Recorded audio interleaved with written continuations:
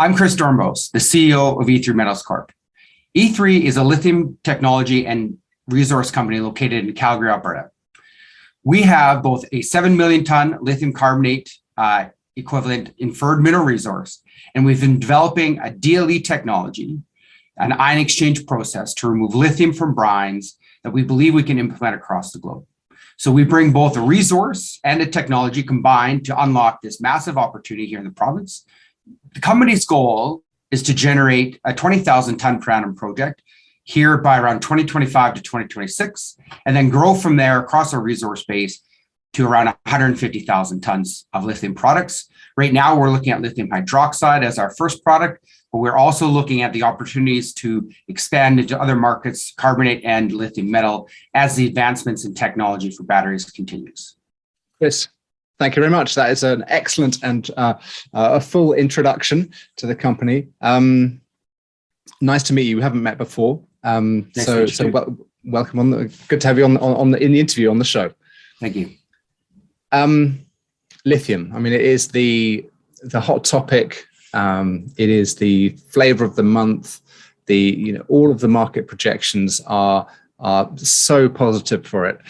How did you come to be in the lithium space? Because I think you founded the company 6 years ago or so. That's quite a long way back. Yeah, we were looking for a lithium project since 2014, and we founded the company in 2016. So we spent a couple of years trying to identify a project that had a real opportunity. And what got us into it in the first place was Tesla, as you can imagine. When you looked at their projections based on what they thought they were going to produce alone for just their fleet, the lithium market was already undersupplied for what they needed. And then if you just looked at the thought exercise of other companies getting into the space as well, other OEMs, lithium it's a bit different than other commodities because it doesn't have the production base that the other metals that go into batteries do, like nickel or cobalt. So you can't steal from another industry to build the batteries. You have to actually generate new supply for lithium. And lithium is the one element and metal in batteries that is ubiquitous. It's about 7 to 10% in almost every chemistry of battery that's out there in this space. So we understood the foundation of lithium, it was going to be a booming market if this was all successful. So we looked at that and we said, let's try to find a project. Let's get into this space. We all had this idea of an energy metals company. And over time, just this project that we have here in Alberta, it had its own legs. It just sort of took off and has continued to since. And the lithium resource that you're looking at, is it an evaporite? It's a buried evaporite. Is that what it is? No, it's actually hosted in a brine. And a lot of times we get coined with petrolithium. And the reason for that simply is that it was an old oil and gas aquifer. So it's called the Leduc. It was discovered in 1947 by ExxonMobil. Yep. And they've been developing it. It's pretty much at the end of its oil life cycle now. They left it in the 90s. It's been in smaller and smaller companies' hands. When it was discovered, it was about 4% oil by volume and 96% brine, and the lithium was dissolved in the brine. So in that sense, the resource has always been here. We're just simply repurposing this asset to produce lithium. And the benefit that it was an old oil and gas producer was simply that we have a high amount of understanding in terms of the exploration development. We've had 60, 70 years of production in this aquifer. So it really helps the flow characteristics because you've been entities have been pumping fluids out of molecules out of the aquifer for decades. Yeah, that's exactly it. And although they weren't extracting lithium, the fluids have been moving around in this aquifer. We understand how to do that intimately. And, you mentioned your background's a geologist. So, that fundamentally means that this has never been an exploration project. It's always been a development project. For E3 Metals. Now, I noticed that quite a few people in your team who've got oil and gas background, and presumably that's because of the nature of it. This is why you're calling it a petro brine. Yeah, exactly. I mean, everyone except for one of our senior team, and even in the junior team, there's only a few people that are not hired out of our local workforce. And the ones that we've brought in from other places are generally the lithium experts. But how to move fluids, how to produce this aquifer, even the infrastructure and the design of the facility, all of that exists here. Our head of projects worked with me at the project called the Fort Hills in Northern Alberta. It was a $17 billion capital project. So we know how to build big here in Alberta. And he's now the director of projects at E3 Metals. So he's helping us get this project commercialized. So just to be clear, when you say the local workforce, I mean, Calgary being an oil town, that's what it is. You've basically got an oil background, a team with an oil background. Yeah, because this aquifer has produced as an oil aquifer, but at the end of the day, you're just moving a fluid. Doesn't matter if it's oil or if it's brine with lithium in it, you're just moving fluid. So yeah, exactly. This is, people here know how to do this.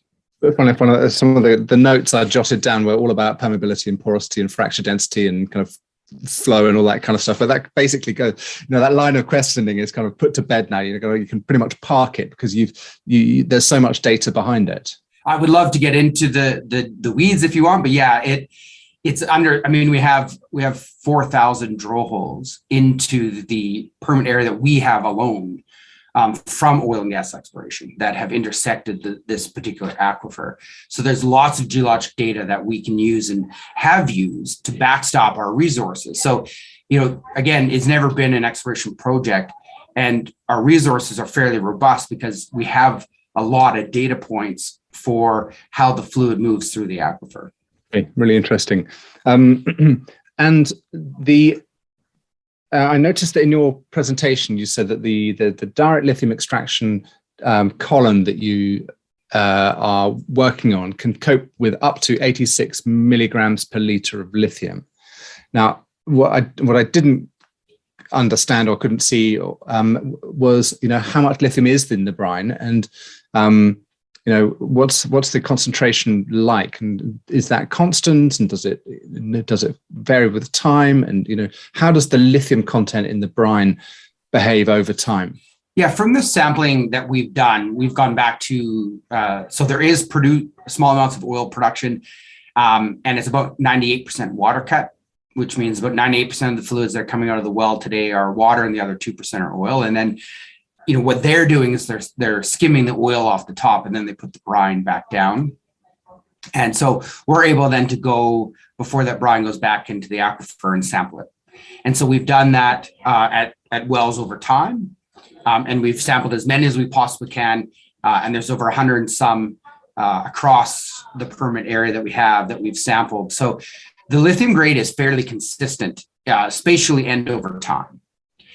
So in the Clearwater area where we are looking to produce, we range from about the high 60s, so 69 to about 86. And we average 75 milligrams per liter in that area. But I will say that the majority of the samples, the distribution of them are fairly tight around the 75. Yeah. So you've got a great deal of confidence then in that 75 is going to run as your... That's the kind of the basin scale brine content, 75 for want of a better number. Yeah, and there's this thing called the law of diffusivity. And, this brine is 400 million years old. And they believe that the lithium has been in place fairly early on in its history through a process called dolomitization. So theoretically, the lithium should be spatially distributed fairly evenly unless there's a human impact to that distribution. We think there is a slight dilution due to human activity with where the oil is specifically, just because people have been putting water into the aquifer for enhanced oil recovery.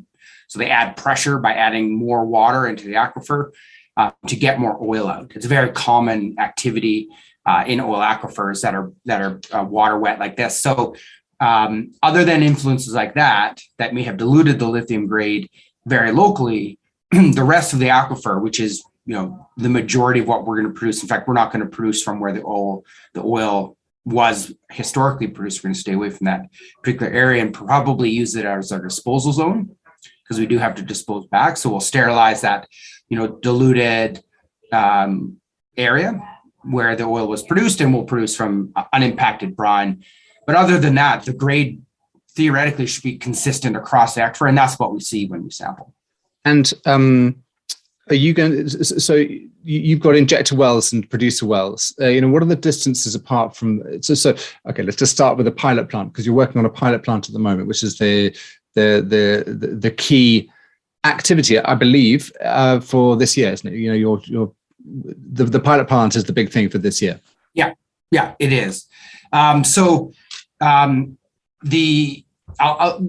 the pilot plant itself, we're going to be going to existing production.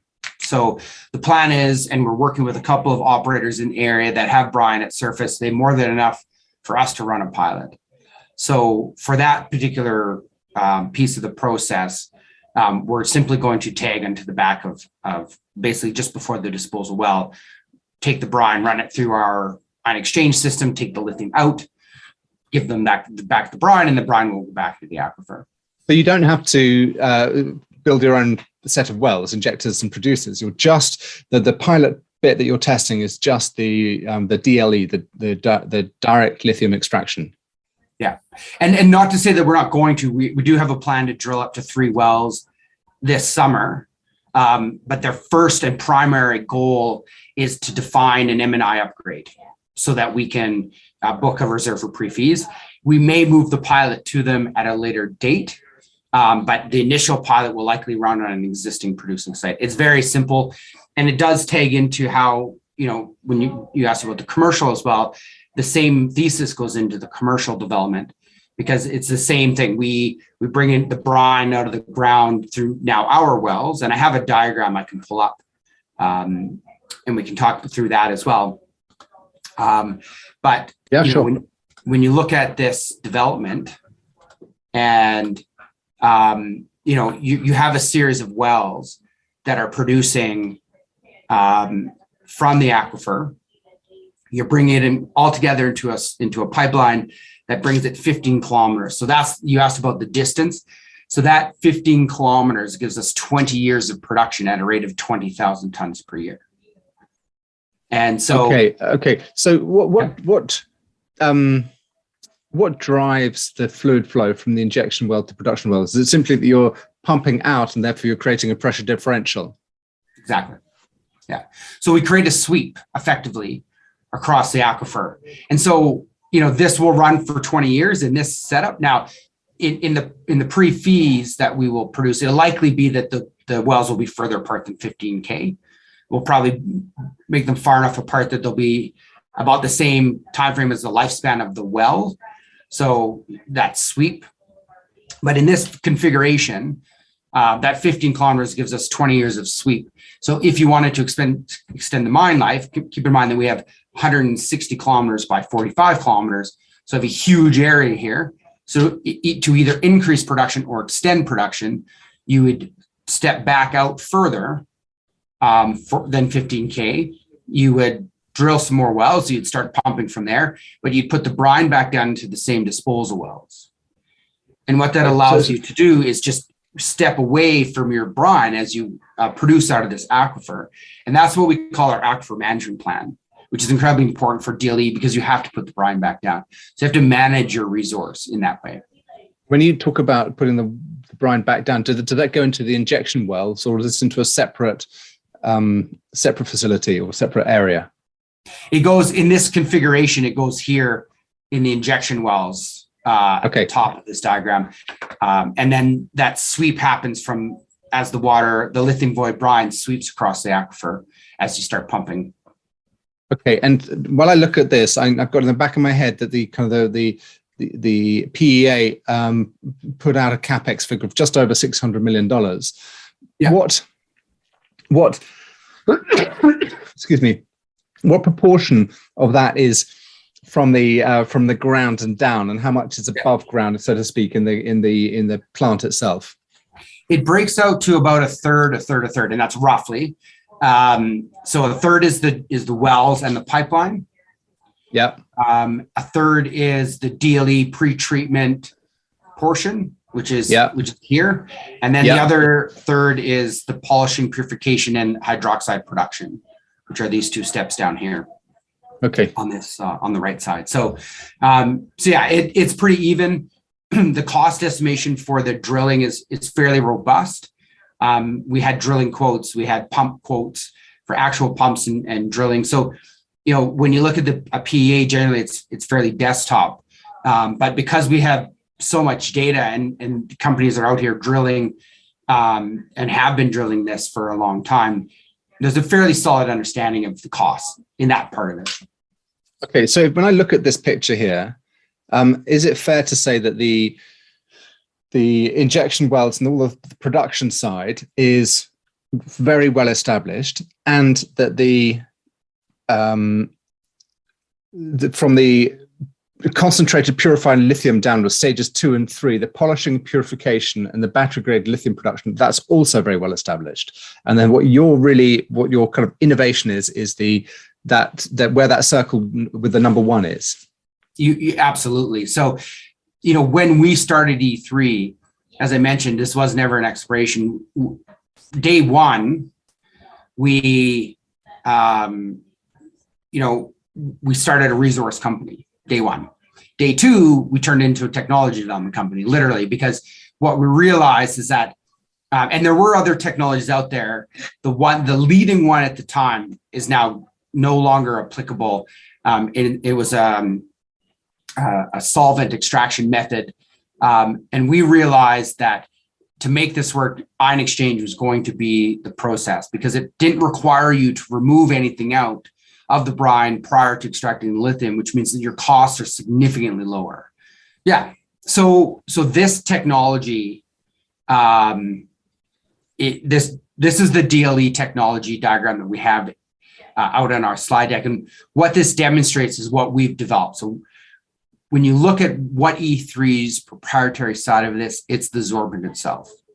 So the company has developed a sorbent that is highly selective for lithium and has a very quick kinetic background. So it means that we can get a lot of the lithium out in a very, very short amount of time, which means that our overall operating costs are significantly lower. And it allows us to produce a high purity product. And so when you look at what we developed the bead, the sorbent itself. The process around it, the tank, is very common ion exchange processing equipment. So we're not reinventing the wheel even on that. So, but for the past, from pretty much 2016 until 2020, the focus for the company has been on developing this technology. So 3.5 years, and that was all on the bead itself. So last year, we announced that all of that development was done. And although we continue to perfect that bead itself, that's not the focus anymore. The focus has been on developing a process around it. We built a prototype in 2021. It was running before the end of the year. We're using that data then to design the pilot. So we run a lot of tests. We provide that to third-party vendors who make ion exchange equipment. They use that to understand the process parameters, flow rates, and that sort of stuff. And then they can design and build us the pilot that we need. So, although DLE is a new way to process lithium, it's not a new way to process elements out of water. And I think that's a really important distinction, because we're not really doing anything all that novel, except for the fact that we can get lithium out at high purity. So can you give me some other examples of ion absorption in water? So about half of uranium treatment is done with ion exchange. If you have a water softener in your house, that's ion exchange. Most municipal water treatment uses an ion exchange as part of there with some membranes to treat the water. Any commercial developments, like we have a lot of water treatment here for fracking up north in Alberta. A lot of that water treatment is using ion exchange. So it's used ubiquitously to get elements out of waters. And I think the key thing, I mean, I'm completely new to this, but the key thing presumably is making sure that you've got the fluid flow high enough so that you can get the volume to be able to produce the tonnage at the end. But you've got the reactive element, or the sorbent, which is quick enough to pull out the element that you need and the time that's available while the thing is flowing across it. Because Exactly. 75 ppm or whatever it is relatively low grade. Yeah. And so what we demonstrated with our PEA is that we're able to operationally make that happen and do it economically. And of course, the next level is to demonstrate that in a pilot, and then we can go on and build a commercial plant. And so, we're taking the methodical steps that you need to take to develop a project like this. But it became clear at the end of 2020, and we outlined that to the market through the PEA, that this can be very economic. And the benefit we have is that the 20,000 ton PEA that we outlined is phase one. We go through phase 2, 3 as we grow, and we become 150,000 ton producer of lithium, because this aquifer is so big and so prolific that we can expand like that, which makes, if we're 150,000 tons, we're the biggest lithium producer by nearly double if it was happening today. So there's so much potential for this to grow and expand. It's not a supply constrained, well, it's not a demand constrained market. Basically, the more you can produce, the happier the manufacturers will be.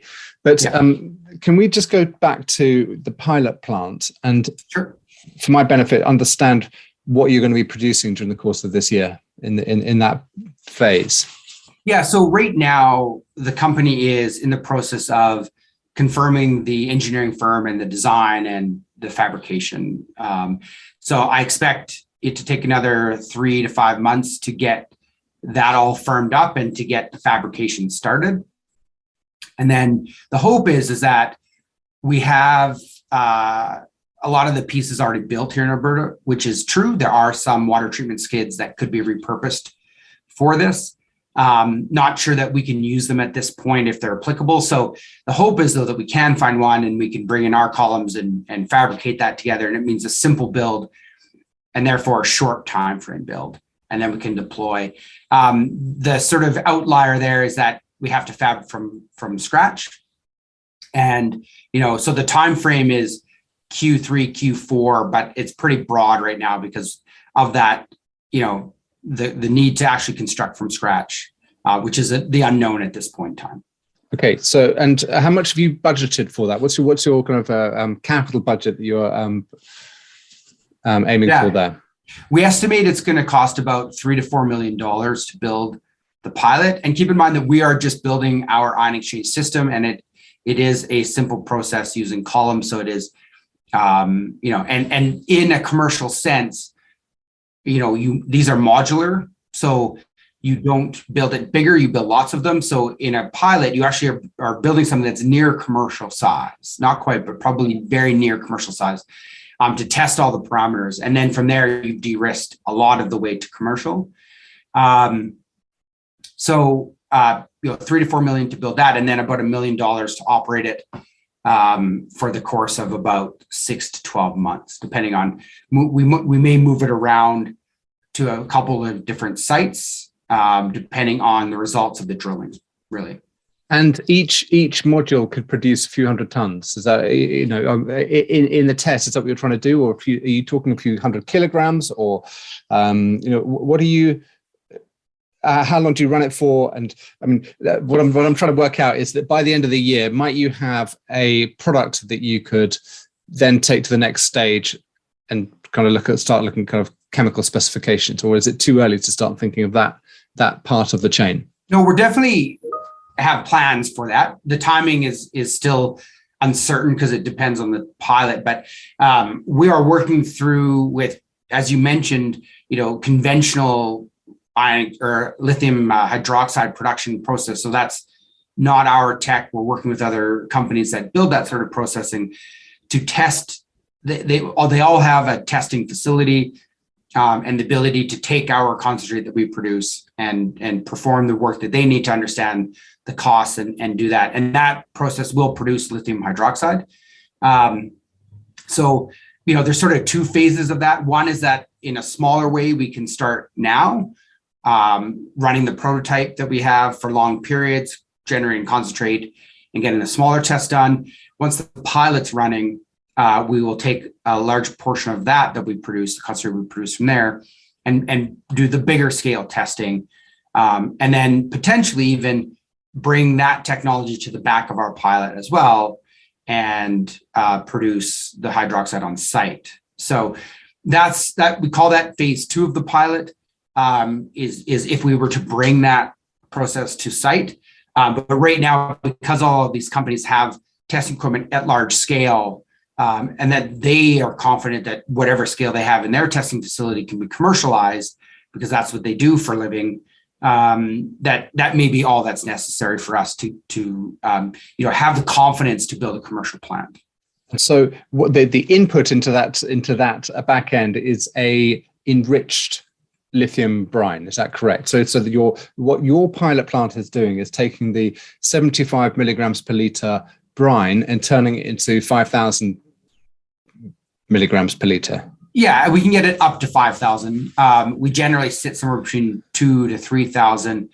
But the main important piece there is that it also doesn't come with the impurities. So along with 75 milligrams per liter is 50,000 milligrams per liter sodium and 25,000 milligrams per liter calcium.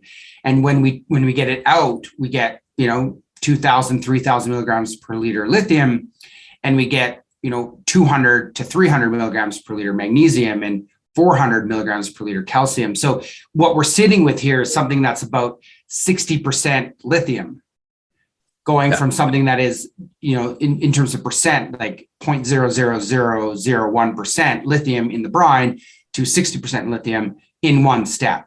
And I think that is the really important part here. If you look at a hard rock mine that makes a hard rock powder concentrate, that concentrate is 6 to 7% lithium.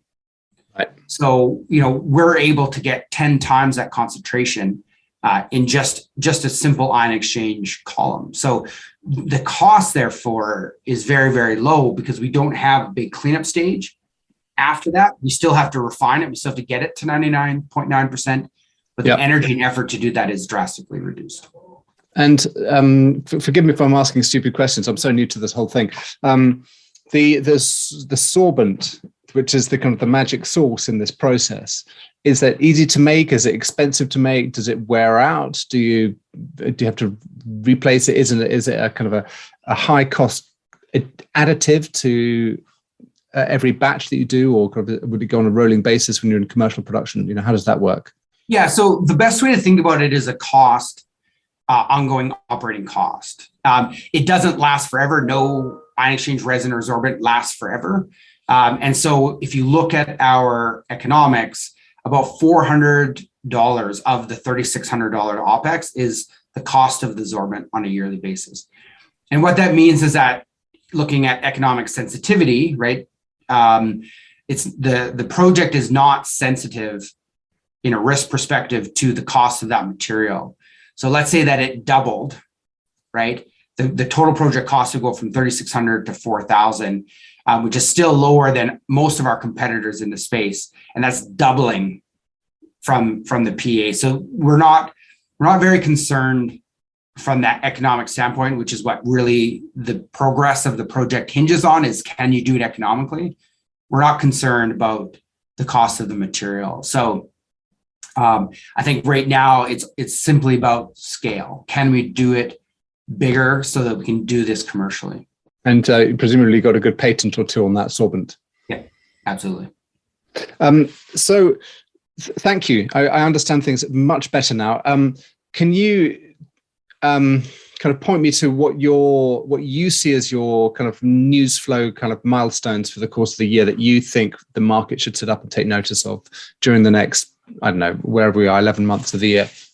Yeah, I think the big things are, we've been talking about our goal of getting to the point of having 3 big things accomplished. And I think that if everything works out the way that we see them working out, we'll probably get all 3 done. And if we won't, we'll be very close to all 3 of these done this year. And these are company milestones. These are things that we knew we needed to do in 2017 when we went public, that we've been working towards step by step. And so they're huge things. So the first is the pilot. Obviously, we need to demonstrate that this can work at a near commercial scale, at least in terms of 1 unit operator. right? Yep. One module. And so that is incredibly important. And the majority of the energy, the majority of what we're spending on a monthly basis, our burn goes towards that goal. And again, at some point it becomes out of our hands because we hand it off to the fabricator to build. And then at that point, it's as long as it takes to build. So the timing is hopefully by the end of this year at the latest. The other big thing is that we're going to go out to the portion of the aquifer that we actually plan to produce from and drill 3 wells. We're planning on doing that after spring break up here in Canada, so in June-ish.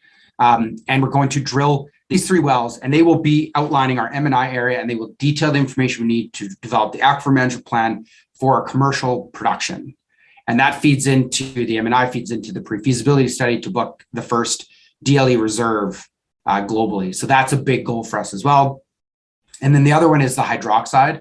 So demonstrating that we can go from what we call brine to battery, right? We can go from a 75 milligram per liter brine to something that is at a chemical state, so a hydroxide that is pure enough to be directly sold to the battery market. Yep. And so those 3 big milestones should all be accomplished in 2022. And if not, we'll be talking about like the pilots turning on in January sort of thing. So we'll be very close if we don't get them all done this year, but we're marching very closely to all 3, which is just, for me, it's incredibly exciting because, it's been a build up to this for lots of years. Yeah, absolutely. Great. And all the rest of it, the background, the kind of the lithium market, the assured provenance, all of the ESG stuff, that's completely fine. I can get my head around that. Thank you very much. I think the next thing to do is for me to sit back and watch you work incredibly hard, and for you to come back and explain how you've smashed it out of the park. Yeah, and we'll keep you updated as we go. Obviously, for those watching, can check out our website at e3metalscorp.com and sign up to our newsletter. And we continually update the market on things that are happening at E3, and you can follow the progress. I think it's going to be a great year for us. Yeah, great. And I commend you on your copy. Your marketing materials are first rate. I see a lot. Thank you. Good. Well, nice talking to you. Thank you very much. And I'm sure we'll speak again in the future.